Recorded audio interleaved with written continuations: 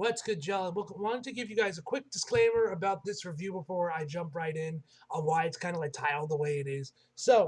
When I was recording these and I watched these at the same batch, I just basically went right through all of them, went through one right after the other, just like kind of like just binged through them and tried to get these reviews out as quickly and get the reviews done as quickly as I can to get these up by Friday, which looks like I'll be able to do.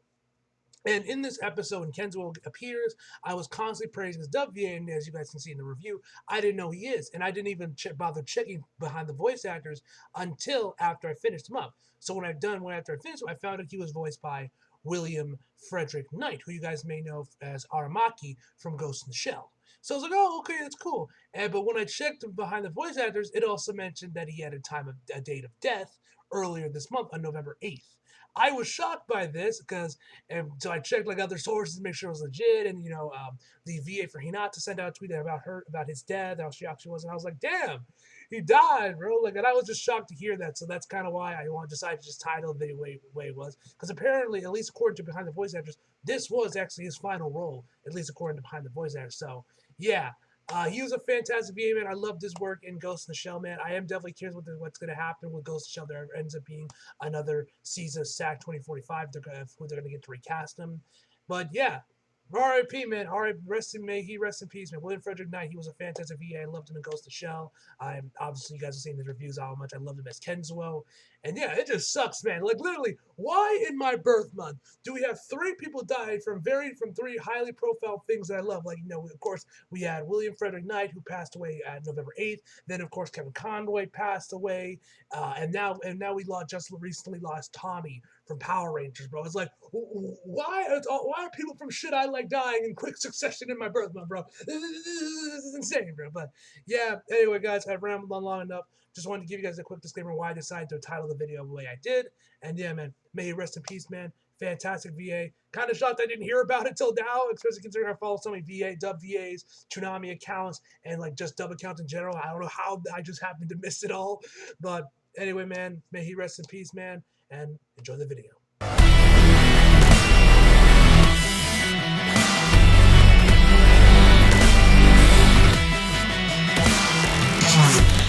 What's good, Joe? Welcome to my review for episode 17 of Stone Ocean. This episode was fucking amazing, man. Probably one of my favorite episodes of the entire part so far, I would say. I love this episode. I love the enemy stand user we got for this one. I think his stand is really cool, man. And yeah, I fucking love this episode, man. And the old guy, he's awesome. Probably one of my favorite villains of part 6 so far. And shout out to our voice from the dub. I don't know whose dub VA is, but he absolutely fucking killed it, man. Anyway, guys, let's just jump right into the actual episode. So he starts episode off basically right where we left off, like literally like right where they left off last week, or the last episode. If it was weekly, this would be last week, but part 6 hasn't been weekly. Anyway, right where we left off last time, with Jolene pointing at her star tattoo, and just her heavy breathing. Once the battle is finally done, she's trying to find the inmate that took Dio's bone. She can't find him anywhere, and you've already seen a bunch of bodies all over the place, already dead, and they're extremely bloated. I did check the background to see if the baddie redhead was part of the ones that they actually just showed her off just to kill her off screen. I did not see her, so hopefully that means that we will see her soon, because I like her design, and you guys know I got a thing for redheads, so don't disappoint me, Rocky. Give me the goods, bro. Give me the goods. Anyway, as she's looking around, one of the other guards does come and try to attack her from behind, but he ends up just like spitting out water, gets super bloated, and once again also falls to the floor. Jolene is confused. She's questioning what the fuck is happening, and the battle is already won. And then we see two people left that are obviously two stand users. We have the old guy and the dude that looks like someone like a Mad Max, like he's out of Mad Max or something, bro. And the old man like slowly approaches her, and we find out that this old man is a very interesting person because this dude can like bend his fingers like a full 180 degrees all the way back to the bat where they're basically touching his hand. And like this dude just casually does this guy like introducing himself as Kenzo, and then like he goes on like, oh, you are incredibly fortunate, my dear. You are very interesting, my dear. And then like after he's done like pushing his fingers all the way back, this man pulls his entire hand all the way full at 180 degrees where it's just touching his forearm, bro. I'm like, how is this even possible at all? He says that her stand is very intriguing, a string, and that she was kind of, and that he was initially surprised that when Pale Snake said he wanted to eliminate her and sent 4 stand users to do it, of course, including himself. But obviously now seeing her fight, he understands why. And then this dude, like, as you say, he then like does the split, has his arms pulled all the way back behind him and starts stretching them. Like this dude, then he just moves over to his other hand where he only does his fingers this time rather than doing his entire hand like he did on the other one. And then that's when he introduces him as Keigo, as I already mentioned before, and he starts moving his fingers around. And did anyone else think the way he moved his fingers is kind of a little unnatural looking or like creepy looking?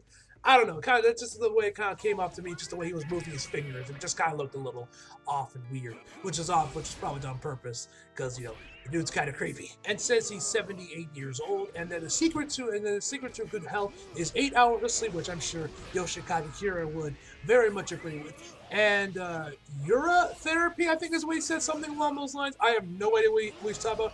It might have something to do with how he's able to bend his fingers back the way he does. But regardless of such, we also see the other enemy stand user kind of moving around behind him as he slowly starts to approach Jolyne. And then Jolyne once again reminds us why she is Jotaro's daughter and becomes extremely base. She's like, all right, I'll take you on. And then flicks them off American style, French style, Japanese style, and then Italian maple style. And just all the different ways each country says fuck you was very informative. I was actually kind of shocked to find out that the thing with the eye thing was fuck you in Japanese, because I just thought that was just like a stupid tongue. Because you see that kids do that in like movies all the time where they're like, I didn't know that was straight up like the middle finger in Japan. I'm surprised she didn't just do like the arm thing as well, which people also already do. But yeah, and also the French one was kind of interesting, man. Although it's very French. You look at that and you're like, yeah, that's fuck you in French. just the way Jolie cares when she said that one. And then it kind of like slowly and then like the Japanese one kind of like looks similar to how it is in Italy this time. Only this time she like uses her other hand as well. Either way, man, this scene was fucking awesome, man. This was probably one of my favorite Jolyne moments, man. And once again, reminds me why she is like my second favorite Joestar. I love Jolyne. Yes, a lot of it comes because Jotaro is the GOAT in my eyes, man. I love Jotaro, but Jolyne's fucking awesome too, man. There's so much of Jotaro in her, and I fucking love it. Especially this scene. This scene proved it, man. This scene was fucking awesome, man. Anyway, as he's approaching Jolyne, he mentions that Jolyne isn't actually going to be his first opponent just yet. He lightly taps one of the corpses next to him, and that's when FF pops out. She fires her FF bullets. They obviously they get caught up. They actually get blocked by one of the bloated corpses before she lands back on her feet. And then and she's like, oh, so much for my surprise entrance. And what do you know? And how convenient. A corpse somehow blocked my FF bolt. And it cuts to a shot of Kazuo, which, no lie, bro, this shit had me bursting out laughing when it had me bursting out. That's when I saw that, man. I just thought that scene was really funny, man. I love FF, man. She's fucking awesome. And that's when Anastasia makes his grand entrance. Of course, the man slowly goes up the stairs with like his footsteps echoing through the building with the kanji and everything. And then, actually, one thing I gotta say real quick is that I love that I've been thinking about part 6. I love these random shots we sometimes get where they just kind of like zoom in on a character and the colors are a bit muted while they have like a cross shape in like the middle of it that gets like it's more of like a bluish color that gets bigger and bigger as the camera zooms in on it. I don't know. I think these shots, we've seen this a handful of times in part 6, and I think these type of shots look really good, man. I like the colors of it. But yeah, just want to quickly mention that real quick because I think these are really cool. Then we see Kenzo stand Drake's Dragon, which I don't know if that's supposed to be like a nod to Drake or not, but probably is. It's probably just them, changing the name for licenses and whatnot. But yeah, I thought that name was interesting.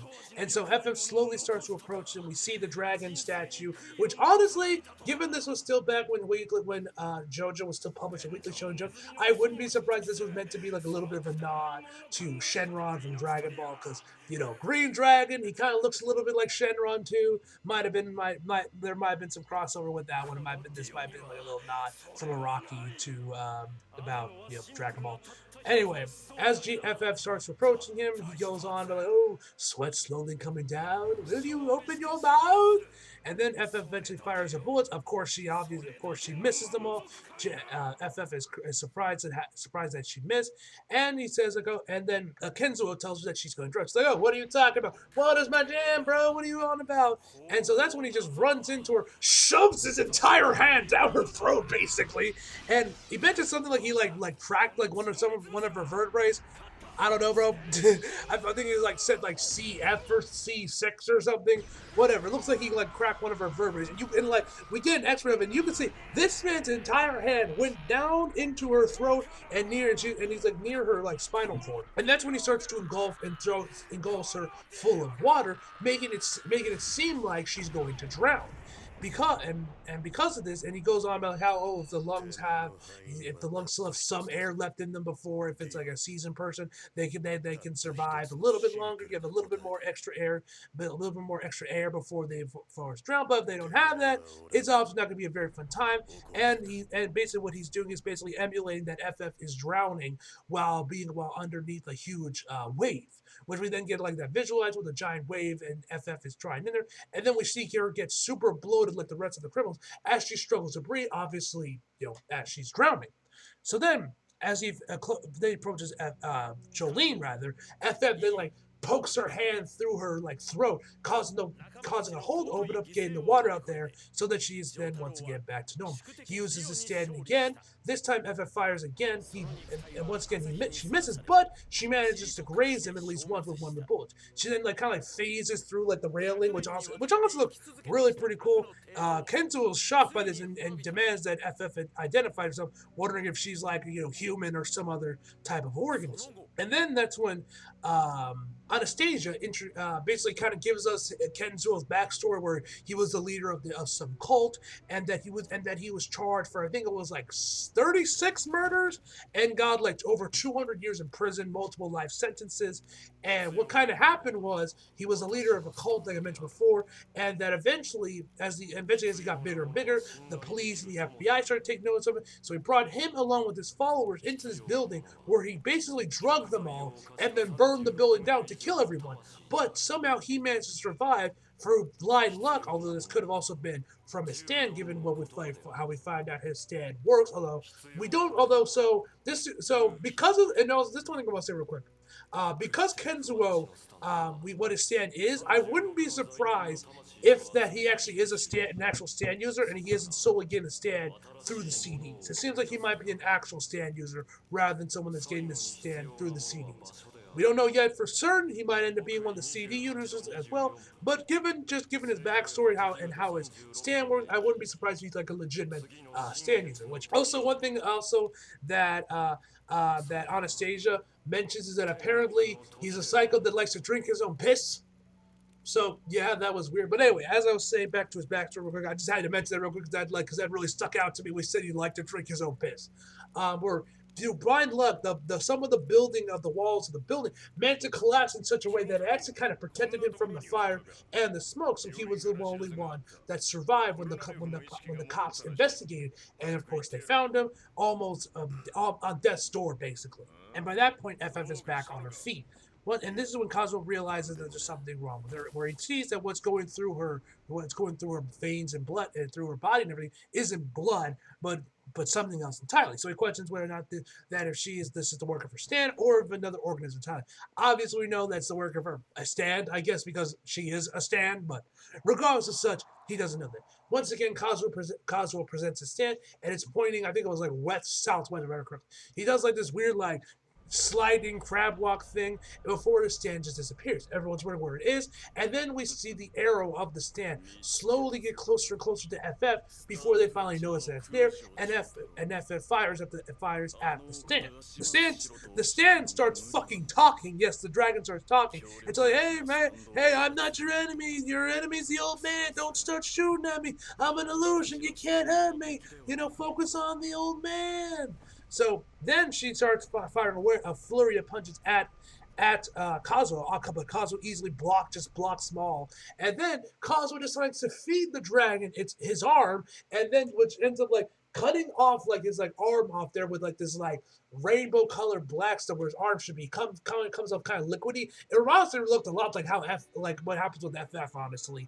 And then the arm fires off like it's a fucking phantom arm from Metal Gear Solid 5, the Phantom Pain, swings around behind her and hits her in the back. FF tries to block it, but she kind of does, but ends up hurting her as well. And there's a lot of blood starts flying everywhere. Then we get like this amazing little slide FF does. I gotta say, the actual animation. This episode was also really well done. The slide looked really good, but we also see later on a wide shot of Kazuo and FF fight, and the animation for it looked really good too. So shouts to the animator for this episode. The animation in this episode was really well done. So then some rats, I guess, can smell some of FF's blood, and they all kind of like scurry where it is, and they end up like activating activating the doors to the prison, to the prisoner's doors, which one of the heads of one of the dead prisoners just happens to be laying right where the door closes, and ends up having the glasses launch off his head and then get lodged into FF's jaw. I don't even know if that was even possible, but you learn something new every day, ladies and gentlemen. Then FF eventually gets the glasses out of her face, and then this is when Anastasia notices what's the source of Kazuo's power and and how his stand works. It is the work of feng shui. Yes, you heard me right, feng shui. That bullshit people do when they're moving furniture around. Literally, when I heard feng shui, that was the first thing I thought of, and I honestly kind of expected it to be like turned into like some massive joke or something about furniture, just given how JoJo is. But no, we find out that there's actually more than just this like hipster furniture shit you hear about when it comes to feng shui. And basically, from the way I understand it, is like it's basically a set determination of where the flow of energy goes. If someone has if a house is built and the flow of energy isn't in a good location, it gives them bad energy, which can mess around with the health and luck of the people living inside that, and just the overall energy of the building. And they mentioned the same thing for castle. Whenever there was a invasion of a castle going on, they would check the feng shui of it. And it seems like where the shadows are also play a factor into that. We're looking for like entry points or good points to break into it and invade the castle. But if they build like a shrine where the bad energy is and calm the evil spirits, that could reset the feng shui. And which could also mean that the castle has a higher energy and better feng shui. If I'm understanding this correctly, y'all can correct me in the comments if I'm wrong or anything. But that's kind of how I kind of understand the concept of feng shui and how it's working in JoJo. It seems like more or less it's more of like wherever the shadows are equal bad idea. And so as he explains it, he says that no matter how much an opponent trains are well prepared for something. If their feng shui isn't good enough, they're fucked regardless. And so then this next shot I thought was pretty cool, where they have FF just sitting there like she's like blocking ready for, and then like the screen goes black and white, like a big ass kanji that says bad luck on it, pops up on screen. I thought that shot looked really fucking cool. And then once again, the stand is once again pointing to where the bad feng shui is for FF.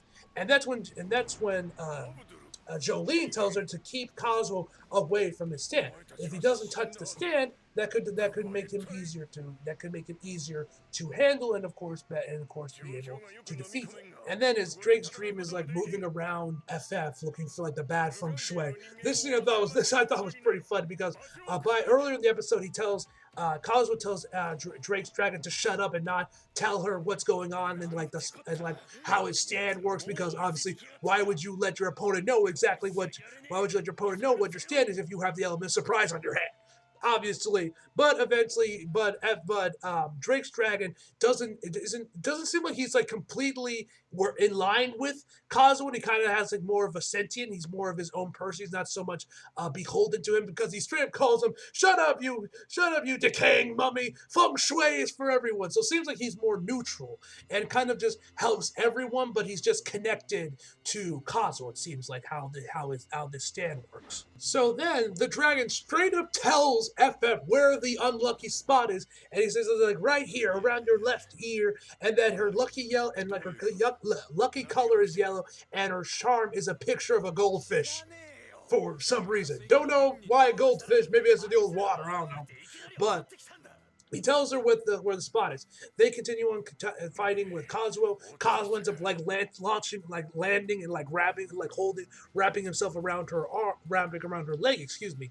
And then he thrusts his hand right into her throat, and then goes to fight. Then goes for that drowning attack it, but FF knows it's coming, counters it by biting down on his hand, and he's like, and Kazu was shocked by how she did. He's like, hey bro, you did the same thing. It works the same both ways, old man. I love this dragon, man. He's honestly fucking badass. I love this dragon, and I dig his dub voice as well. So shouts to his dub VA for the dragon as well. He was cool. I like the dragon. Anyway, we then see some flies flying up to the ceiling by the glass where we saw the mirrors come in there, where we see there's a fan barely hanging on to the roof of the building. And then we see a fucking bird just get sucked in there, gets obviously destroyed by the fans. The fan starts to fall apart, and FF starts worrying about the fan. But then the dragon tells her that you shouldn't be worried about the fan. It's the metal boomerang coming through your head, because we see a piece of the fan start spinning around like a boomerang and bouncing all over the place before coming right towards FF. And we end the episode off with it slicing the top of her head off. Well, mostly. We see a part of it still kind of hanging out, but he still managed to cut like the top part of her head off. And that, ladies and gentlemen, is where the episode ends. Fucking amazing episode, man. I absolutely loved it. Kazu was probably one of my favorite villains or at least villain of the week. Villains we've gotten for part 6, man. I thought he was cool. I love his stand. His stand's badass, man. And the animation overall was really well done this episode, man. And yeah, this episode was fantastic on all fronts, man. And yeah, don't really got much more to say other than that, guys. Overall, I give this episode a 10 out of fucking 10, ladies and gentlemen. Hope you guys enjoyed the video. Like if you did, subscribe if you're new. Follow my socials if you feel like it. Links down in the description box below. And as always, come back for more. See you guys next time. You